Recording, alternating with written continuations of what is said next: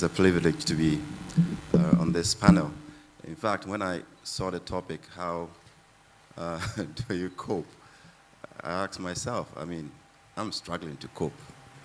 And suddenly I'm the one to show people the way, how to cope. But as a patriot, as a Ghanaian, I think we are in uncharted territories where a lot of sacrifices are required of all of us to appreciate that we can't afford to let our country fail. And therefore, we have to take the hard decisions for ourselves and for country to ensure that we pull off even through these challenges. The reality is that, I don't know if the mic... Yes, it's working. Right, okay. The reality is that, we have to change our lifestyles. We have to adjust. And most importantly, we have to psychologically program ourselves for a period of difficult situations to come.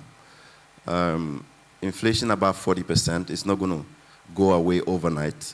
So it tells you that if it stays for another year, you should expect to pay about 40% more than you're paying today for the things that you so cherish and desire. Where that money will come from is your own economics. Yeah, but Ben, some of us... You see, the point you're making, let me just cut in at this point, the point you're making. Now, inflation is high. As you sit here, you cannot even walk to your employer and say, please increase my salary, because he's also struggling. So if inflation is high, and all the things are going up, how do you cope? Yeah, so first of all, I was coming to that point. You have to program yourself that things are, first of all, going to be tough, and therefore, some necessary cuts are important.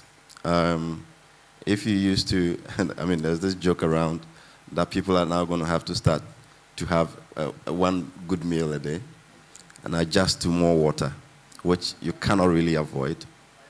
We know that per the IMF program, if you read that program carefully, inflation is actually programmed into the program. It's going to happen because IMF says that we need to have a cost-reflected tariff. What that means is only government and IMF that knows. Right? So what it means is that they're going to be adjusting the tariff until they meet that cost-reflective tariff. And once they keep adjusting electricity and water, everything is impacted by that adjustment. So we have to prepare for that. It will come before we can meet the benchmarks to be able to move to another level. So that is an adjustment that we have to do. Lifestyle changes have to happen. But for me, whilst we do all of that to be able to survive and continue to contribute to the economic development of our country, the important point that Prof talks about, getting the government to meet us halfway and do the heavy lifting is not negotiable. We really need to ensure that that happens. And every time I keep saying that where we are today is not just the doing of the government, it's the doing of all of us. Because when it was happening, we saw it happen. And we saw the poor decisions being taken, and we knew that those decisions was going to land us somewhere. We were writing about it, we were saying them. Maybe we could have been extra tough on our demands to ensure that governance was working for the people. We were all watching, only to realize that if you are a banker, you are an industrialist, you are a producer of any commodity, it's not enough to say that I'm minding my business. Because when the haircuts are coming, they are not selective. And therefore, ensuring that governance works for the people and works for businesses, it's a job for all of us to do. And we've got into that space where we need to now appreciate that for us to be sustainable and ensure that we don't repeat this, and I hope it doesn't happen as Prof is predicting, that the 18th is on the way. We have to now ask questions and insist that the governance work. What do we do with the borrowing? All right? We talked about government programs, one village, one dam. And I recently read a report that says that none of the dams that we have spent over 250 million Ghana cedis on is actually delivering the value that we we actually anticipated. So we were hoping that if you were producing 1 bag, by doing off-season agriculture, you produce 2. And we have invested money and generated 0 value. We watched it happen. We watched people develop those dams and took money for them, and nothing has resulted from it.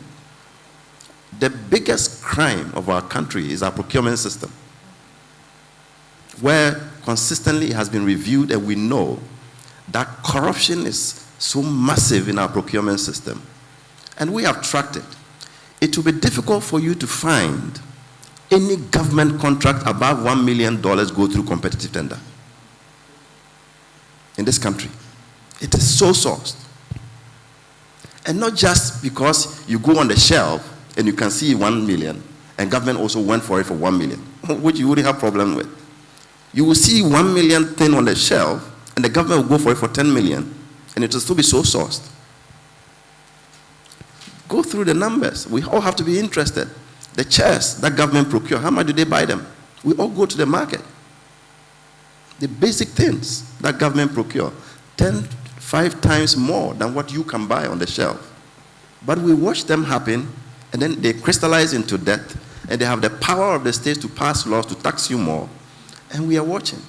So we can no longer be that kind of citizens hoping to adjust in difficult times, but we need to get the government to do the heavy lifting. Okay. As we speak today, I make my last point on this. We keep talking about downsizing.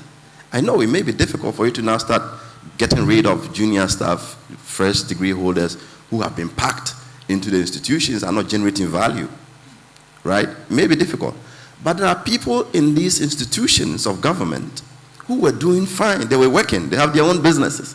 And yet they have loaded them onto state institutions, and they are sitting there arms folded and still taking money in the name of deputy CEOs, senior managers, and they are not producing any value. Some of the agencies have more than quadrupled in numbers, and their outputs have actually declined. What kind of economics are we doing here? These are the realities we have to demand of government to do the heavy lifting, so that our pain will be short-lived, because we have to bear the brunt. We have to live it. We have to absorb the shocks from the taxes that are coming in. But for how long can we endure if the government is still going to be inefficient and continue to live large and not even worry about the inefficiencies? And the energy sector, I mean, if you read the IMF document, is one of the areas of focus for the program and the cocoa sector. I mean, we only buy cocoa. This is a country. We only buy cocoa, raw cocoa, and go and sell and bring money. And that we are doing at a loss. It's not government that produces the gold. All that government does is to buy the cocoa that has been produced, risk taken by the farmer. And all that the government, the intellectuals of our society, do is to go and sell the cocoa, tell us they got $1, and the share of the farmer is 50 cents. That is all government is supposed to do. And they are doing that at a loss. And we are happy to continue smiling over that. And it takes IMF to come and tell us how we treat that kind of scenario. All of us have to get into that space. Businesses have to speak up, because we have experienced that the next, every IMF program is perhaps harsher than the previous. So we don't know what the next one will look like. That's why I dread what Prof is predicting, that we could have another IMF program. The waste in the energy sector. If government listened right from the beginning, we will still not be talking about energy sector problems, because we have known the solution from 2014. We had a program to fix the problems. All right? And we are not addressing the problem. We are delivering speeches on the problem. And even as we speak today, we are generating in 2023, we are generating power using HFOs because politicians want it. We are undermining gas supply because procuring HFO gives money to some people. And it's easier to do it. All right? So whilst IMF is saying that they should adjust your tariff, people are using the most expensive fuel to generate the power. And you have to bear the brunt ultimately for it. So that accountability cannot be delayed. Okay. in this harsh economic time, whilst we agree that we all have to make the adjustments that are necessary. For more news, please visit our website graphic.com.gh or follow us on Facebook at Daily Graphic and on YouTube and Twitter at GraphicGH. Subscribe now.